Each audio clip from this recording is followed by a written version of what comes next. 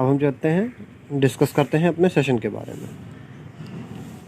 सबसे पहले मैं बताऊंगा आप लोग को फ्रैक्चर होता क्या है, क्योंकि कोई भी डिजीज़ की डायग्नोसिस से पहले डिजीज़ क्या है वो समझना ज़रूरी होता है। Fracture a bone fracture is a break in the continuity of a bone. मतलब कि हमारा एक जो फ्रैक्चर होता है, फ्रैक्चर का मतलब होता है कंटिन्यूटी इन द बोन के ब्रेक होना। मतलब कोई बोन अगर उसके बीच में किसी भी तरीके का ब्रेक आ जाता है, कहीं से वो टूट जाती है, उसे हम फ्रैक्चर बोलते हैं। जैसा कि हम सभी जानते हैं फ्रैक्चर होने के बहुत से चांसेस होते हैं। विटामिन डी की डिफिशिएंसी से हो जाता है, लोगों को अगर कोई एक्सीडेंट हो जाता है, रोड ट्रैफिक एक्सीडेंट में हो जाता है, अगर कोई छत से गिर जाता है, इन सभी कंडीशंस में भी लोगों को फ्रैक्चर, ऑस्टियोपोरोसिस जैसी कंडीशन जिसमें बोन की जो स्ट्रेंथ है वो लूज़ हो जाती है, ऐसी कंडीशन में भी लोगों को फ्रैक्चर होने के बहुत मेजर चांसेस होते हैं। अब हम स्टार्ट करते हैं अपनी नर्सिंग डायग्नोसिस कौन कौन सी हो सकती है। हम नर्सिंग डायग्नोसिस अपनी पेशेंट की सिम्टम्स, साइन सिम्टम्स के बेसिस पे बनाते हैं। अब अगर किसी पेशेंट को फ्रैक्चर हुआ है तो उसकी सबसे फर्स्ट प्रायोरिटी होगी हमारी कि उसके पेन को रिड्यूस करना, क्योंकि अगर किसी मेजर देखा जाए तो किसी भी पर्सन को कोई भी प्रॉब्लम होती है तो उसको पेन सबसे पहले रिड्यूस करना हमारी फर्स्ट प्रायोरिटी होती है। पेन के बाद हमें क्या देखना है कि जिस पर्सन को फ्रैक्चर हुआ है, अगर उसके लेग में फ्रैक्चर है तो वो मूव नहीं कर पाएगा, वो टोटली बेड रेस्ट हो जाएगा, वो अपनी डेली की एक्टिविटीज़ को नहीं कर पाएगा। तो हमारी ये सब चीज़ें डायग्नोसिस में आ जाएंगी। ठीक है, तो मैं अब आप लोग को बताता हूँ एक एक करके डायग्नोसिस सारी। अब सबसे पहले नर्सिंग डायग्नोसिस हमारी आएगी acute pain related to movement of broken bones as evidence by pain scale. जैसा कि हम सभी लोग जानते हैं हमारी नर्सिंग फील्ड में हम किसी भी पेशेंट का पेन असेस करने के लिए हमारे पास different types of pen scales होती हैं। वो फेशियल पेन स्केल हो या न्यूमेरिक पेन स्केल हो, हम पेन स्केल से असेस करते हैं कि इंडिविजुअल को कितना पेन हो रहा है। अब इस डायग्नोसिस में क्या होगा, पेशेंट की जो बोन ब्रेक हो गई है, जो पार्ट्स टूट गए हैं, तो जब पर्सन मूव करेगा तो उनके मूवमेंट की वजह से उसको जो पेन होगा वो हमारे लिए एक मेजर प्रायोरिटी है उसको रिड्यूस करने के लिए। अगर हमें किसी पर्सन का पेन रिड्यूस करना है तो हम उसमें कौन कौन सी डायग्नोसिस, कौन कौन से इंटरवेंशन यूज़ कर सकते हैं, ये भी मैं एक बार आप लोग को शॉर्ट में बता देता हूँ। जैसे कि हम जिस पर्सन को पेन हुआ है, सबसे पहले तो हम उसके वाइटल्स को असेस करेंगे। उसके बाद हम उस पर्सन को ट्राई करेंगे डाइवर्शनल थेरेपी देने के लिए।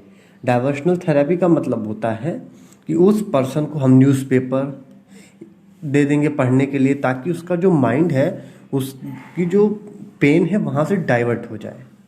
ठीक है, हम उस पर्सन को उसकी फैमिली से बातचीत करवाएंगे ताकि फैमिली के साथ रह के, फैमिली के लव एंड अफेक्शन में वो थोड़ा सा कुछ समय के लिए अपने पेन को भूल जाएगा।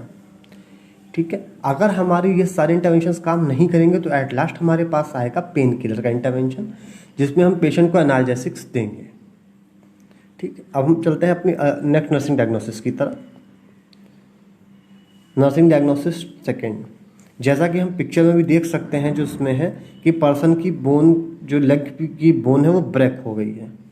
ठीक है, तो सेकेंड हमारी जो डायग्नोसिस है वो ये है impaired physical mobility related to broken bone as evidenced by unable to do activities of daily living। अब किसी पर्सन का अगर लेग में बोन ब्रेक हो गई, जैसा हम पिक्चर में देख रहे हैं, तो वो पर्सन, उसकी फिजिकल मोबिलिटी मतलब उसकी मूवमेंट एकदम रेस्ट्रिक्ट हो जाएगी, वो मूव नहीं कर पाएगा, टोटली बेड रेस्ट हो जाएगा उसको। ये हमारा उसकी बोन ब्रेक होने की वजह से होगा। और हमें ये प्रॉब्लम ऐसे आइडेंटिफाई होगी, पर्सन अपनी डेली एक्टिविटीज़, चाहे वो वॉशरूम जाना हो, चाहे ब्रश करना हो, चाहे यूरिनेशन की एक्टिविटी हो, बाथिंग है, ये सारी चीज़ें उसकी टोटली डिस्टर्ब हो जाएंगी। अब अगर किसी पर्सन को उसकी फिजिकल मोबिलिटी इम्पेयर्ड हो गई तो उसको मैनेज भी हमें करना। उसके लिए इंटरवेंशन हमारे ऐसे होंगे कि जिस पर्सन को इम्पेयर्ड फिजिकल मोबिलिटी हो गई है तो उसको टोटली हमें उसका पोजीशन भी चेंज करते रहना है। हमें उसकी जो भी नीड्स हैं, चाहे वो यूरिनेशन की नीड हो, चाहे वो बाउल मूवमेंट की नीड हो, हमें वो फुलफिल करनी है। ठीक है, हम यूरिनल्स वगैरह उसको देंगे, उससे यूज़ कर सकते हैं पर्सन को। हम उसको अच्छी डाइट देंगे ताकि वो जल्दी से जल्दी रिकवर कर पाए अपनी, और हम उसका एक रेंज ऑफ मोशन असेस करेंगे कि उसकी बॉडी का किस लेवल तक का रेंज ऑफ मोशन पॉसिबल है, ताकि हम जो दूसरे बॉडी पार्ट्स हैं उनका बॉडी मूवमेंट रेगुलरली करवा पाए, ताकि उन पार्ट्स में कोई भी प्रॉब्लम ना आए। ठीक है, अब हम थर्ड नर्सिंग डायग्नोसिस पे आते हैं। सेकंड हमने देख ली। थर्ड है nursing diagnosis, impaired skin integrity related to puncture injury as evidenced by redness and scar formation। अब किसी भी पर्सन को अगर कहीं पे फ्रैक्चर हुआ है तो जिस एरिया में फ्रैक्चर हुआ होगा वहाँ पे उसकी किसी ना किसी तरीके की उसको वुंड या इंजरी हुई है जिसकी वजह से उसको फ्रैक्चर हुआ है।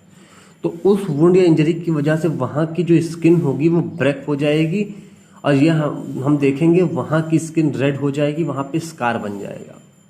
ठीक है, तो हमारा फ्रैक्चर में एक मेजर जो इशू आता है वो स्किन इंटीग्रिटी का भी आता है, क्योंकि यहाँ पे स्किन में डैमेज बहुत ज़्यादा लेवल का हो जाता है जो कि हील अप होने में बहुत टाइम लेता है। ठीक है, अब हम देखते हैं अपनी fourth nursing diagnosis. Nursing diagnosis हमारी फोर्थ है constipation related to immobility due to fracture as evidence by change in bowel habits. हमारा एक सबसे मेजर जो प्रॉब्लम क्रिएट होती है फ्रैक्चर पेशेंट्स में वो हमारा कॉन्स्टिपेशन होता है, क्योंकि होता क्या है, जब किसी पर्सन को फ्रैक्चर होता है तो उसकी जो फिजिकल मोबिलिटी है, उसकी बॉडी मूवमेंट से वो जब वो रेस्ट्रिक्ट हो जाएंगे तो जब आदमी फर्क नहीं करेगा सही से तो उसकी बाउल हैबिट्स में चेंजेस आ जाएंगे, जिसकी वजह से उसको कॉन्स्टिपेशन होने के बहुत मेजर चांसेस हैं। और कॉन्स्टिपेशन सबसे ज़्यादा मेजर हमारा, अगर किसी पर्सन को लोअर लिम्स में अगर कोई फ्रैक्चर हुआ है तो उन पेशेंट्स में ज़्यादा देखा जाता है in comparison to upper limbs में, या टोटली बेड रेस्ट पेशेंट में भी हमारा कॉन्स्टिपेशन एक बहुत मेजर इशू होता है। अब अपने हम देखते हैं फिफ्थ नर्सिंग डायग्नोसिस। अभी तक जो हमने देखी वो हमारी सारी नर्सिंग डायग्नोसिस थी जो हो सकती हैं।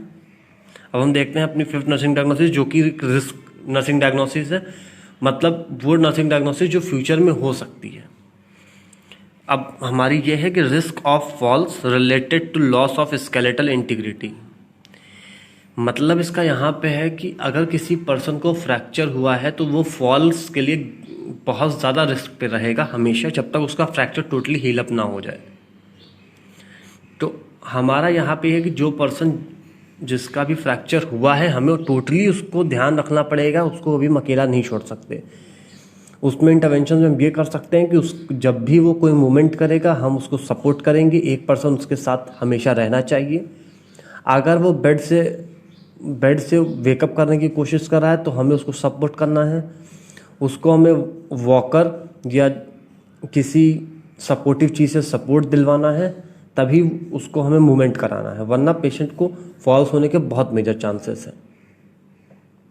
ठीक है, हमने आज की डायग्नोसिस देखी पांचों। आज हमने देखा कि फ्रैक्चर क्या होता है। फ्रैक्चर हमारा broken in the integrity of the bone, मतलब अगर किसी की बोन ब्रेक हो जाती है कहीं से या कई पार्ट्स में तो उसे हम बोलते हैं हमारा फ्रैक्चर। हमने डायग्नोसिस देखी 5, हमने पेन देखा, हमने फिजिकल मोबिलिटी इम्पेयर्ड देखी, हमने स्किन इंटीग्रिटी इम्पेयर्ड देखी। ठीक है, आज का सेशन हम यहीं पे एंड करते हैं। Thank you.